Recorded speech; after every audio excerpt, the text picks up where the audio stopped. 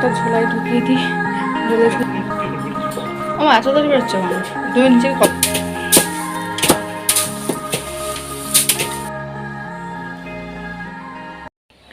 Good morning everyone, welcome to my channel. এখন হচ্ছে 9:30 মতন বাজে। আমার মা সকাল সকাল উঠে হচ্ছে নিচে গেছে, নিচে হচ্ছে গিয়ে সবার সঙ্গে গল্প করছে। আমিও ছিলাম কিছুক্ষণ ওখানে, বাট আজকে চতুর্দশী ছাড়তে ছাড়তে বললো তো 6:30 বেজে যাবে। আমি ছিলাম কিছুক্ষণ, কিন্তু সারাদিন উপোস করাছি তো, গা হাত পায়ে ওখানে ঝিমঝিম করছে। তো যাই হোক, আর মা আজকে চলে যাবে। মধ্যে একটু খারাপ লাগছে যে এলো কালকে, আবার যাওয়ার সময়ও চলে যাবে। আর আর আর আর আর কিছু না।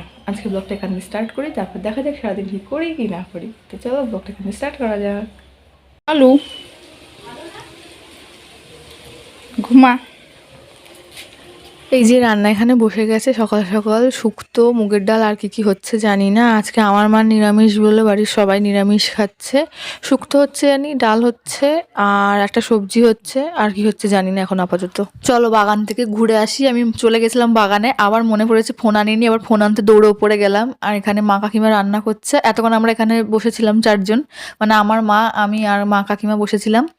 এখন যাচ্ছি বাগানের দিকে। মা বলল যে কটা বাগানে ওলকপি কাঁচা টমেটো হয়ে রয়েছে, তোমার মাকে গুছিয়ে তুলে দাও, তোমার মা নিয়ে যাবে বাড়িতে। মা তুলতে এসছে, তুলে জড়ো তো করো, কি কি তুলবে তোলো। ওখানে অনেক কটা ওলকপি হয়ে আছে। এই যে ওলকপি, কাঁচা টমেটো আর ওলকপি হয়ে রয়েছে। মা বললো 2-4টে কাঁচা টমেটো নেবে আর ওলকপি নেবে।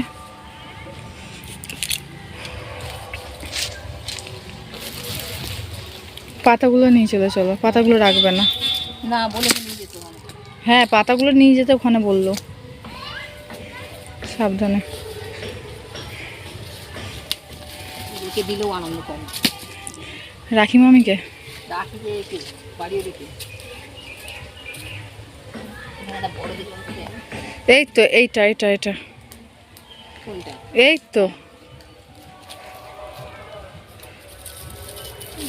যাবে না, বুঝে শুনে নাও, ভারী হয়ে গেলে ব্যাগ বইতে হবে। চলে আসো, এদিকে চলে আসো।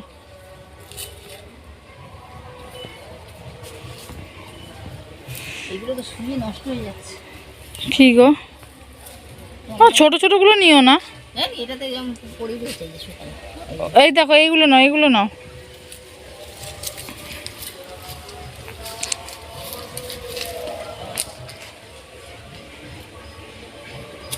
এই টমেটো সেদ্ধ করে কাকা হচ্ছে কি একদিন আমাদের খাইয়েছিল, টমেটো সেদ্ধ করে একটু সর্ষের তেল, নুন, আর মানে পেঁয়াজ কুচিয়ে না কাঁচা লঙ্কা কুচিয়ে দিয়েছিল, ঠিক আছে। হেভি লাগছিল খেতে, কিন্তু আমি টক যেহেতু অত পছন্দ করি না। এটা বললাম না। জয় বজরংবলী। না একদিন উপোস করে মুখ চোখের অবস্থা, আমি এখনও খাইনি। কালকে জল ঢেলে এসে ওই একটুখানি যা সাবু খেয়েছিলাম, একটুখানি। মিষ্টি তো খেতে ভালো লাগে না, ওই মানে কালকের মানে এখনও অবধি 24 ঘন্টা আমি এখনও অবধি উপসী আছি, একটুখানি সাবু খেয়েছিলাম। আর সকালে যখন দীক্ষা নিয়েছিলাম তখন একটুখানি ওই চিড়ে প্রসাদ, ওই যে কি মা এটা কী বলছিলাম, কি মহাপ্রভুর প্রসাদ, ওই মহাপ্রভুর প্রসাদ না কি, ওইটা একটুখানি খেয়েছিলাম। চিড়েটা একদম একটুখানি। চালের জিনিস তো চতুর্দশীতে খেতে নেই। তো গুরুদেব বললেন যে চালের জিনিস খেতে নেই, সেটা চতুর্দশী পড়লে, তোমার তো চতুর্দশী এখনও পড়েইনি, তুমি খেতে পারো। তাই আমি একটুখানি শুধু চিড়ে ভোগটা খেয়েছিলাম। ব্যাস, আমার এখন প্রচণ্ড খিদে পাচ্ছে, স্নান করবো, ঠাকুর দেবো, তারপর ফল টল কিছু খাবো সেই সন্ধ্যে 7টার পর। তারপর আমি একটুখানি ভাত খেতে পারলে আমার মনে হয় প্রাণ ফিরে পাবো।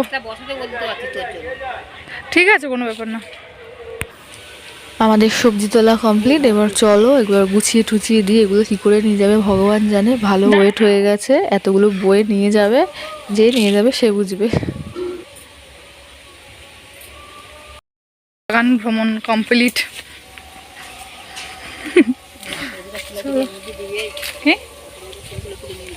হ্যাঁ দেবো, চলো। এই যে মা হচ্ছে তুলে নিয়ে সেখানে রেখেছে, আমি গুছিয়ে দেবো পরে প্লাস্টিকে করে। আর এই যে একটা সুন্দর পরিষ্কার করে ক্লিন করে ফেলেছি, এটা 3 দিন রাখতে হবে। ওইগুলো রেখে সাইড দিয়ে পুরো পরিষ্কার করে নিয়েছি। এখন দেব ঠাকুরকে।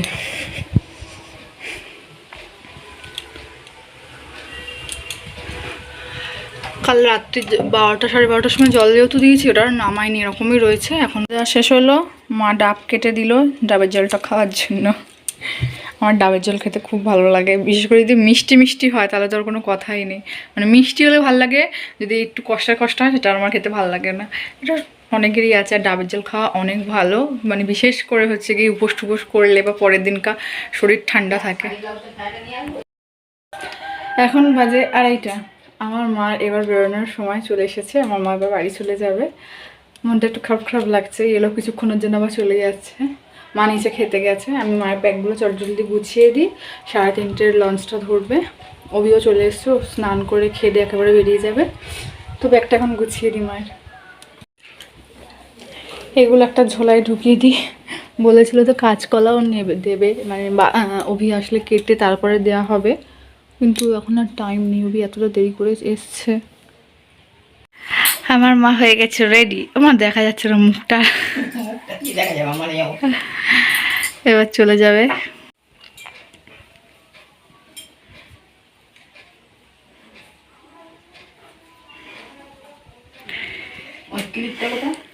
ওখানেই আছে। আর কদিন পরে আসবে?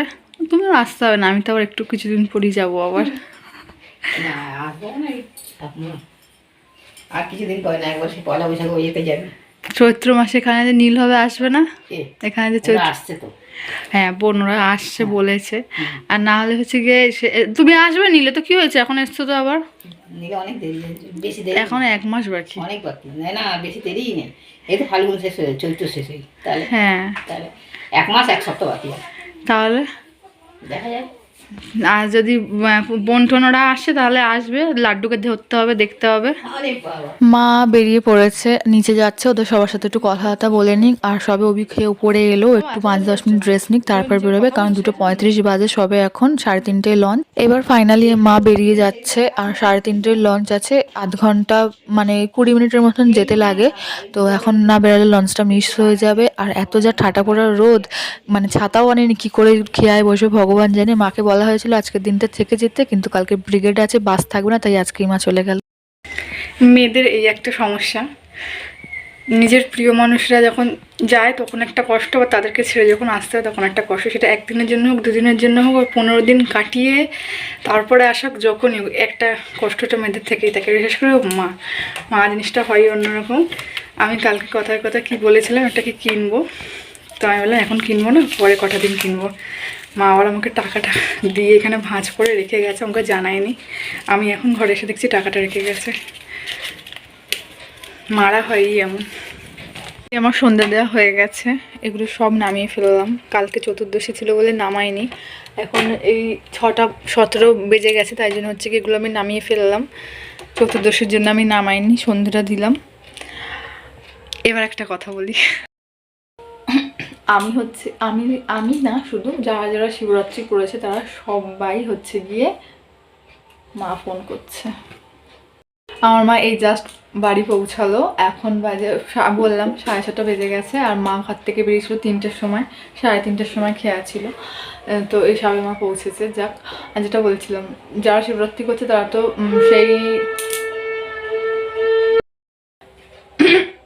যারা শিবরাত্রি করে তারা তো হচ্ছে কি সেই চতুর্থী, কবে বৃহস্পতিবার থেকে খাচ্ছে না, মানে রাত্রে যা খেয়েছে সেই অবধি। তারপর ধরো সারাদিন উপোস গেছে কালকে, আজকেও চতুর্দশী ছাড়েনি, আজকেও অনেকে জল ঢেলেছে। যারা যারা ঢেলেছে তারাও ডেফিনেটলি উপোস। তো অনেকেই নির্জল উপোস করে, আর অনেকে পারে না। আমি যেমন নির্জল উপোসই করার চেষ্টা প্রতি বছরই করি। আর রাত্রিবেলা যখন জল ঢালি শিবের মাথায়, আমি একবারই জল ঢালি, রাত করে জল ঢালি। জল ঢেলে হচ্ছে কি তারপর হচ্ছে কি সাবু বা ফল খাই। তো এটা প্রতি বছর করতাম। আর এখানে আসার পর তো 2 বছর আমি এখানে জল ঢালতে পারছিলাম, এইখানে যেরকম পুজো হয় সেরকম হচ্ছে। তো কাল রাত্রিবেলা এসে ফল একটা মিষ্টি খেয়েছি, আর একটুখানি সাবু খেয়েছি, ব্যাস। আজকে সারাদিনে একটা আপেল খেয়েছি। আর রবি মাকে দিয়ে আসার সময় হচ্ছে কি লস্যি এনেছিল, সেই লস্যিটা খেয়েছি, ঠিক আছে। তো ব্যাস, এই আমার হচ্ছে কি 2 দিন ধরে খাওয়া এটাই চলছে। তা এখন আমার খালি মনে হচ্ছে, যত সময় বাড়ছে খালি মনে হচ্ছে 6:30টা কখন বাজবে, তারপর আমি ভাত খাবো। মানে আমার ভাতের নেশা মারাত্মক নেশা, ঠিক আছে। আমার লুচি পরোটা মুড়ি টুড়ি সব, মুড়ি তো একদমই পছন্দ না, হচ্ছে গিয়ে আমি একদম খেতে আমার ভালো লাগে না, আমি ভাত কখন খাবো।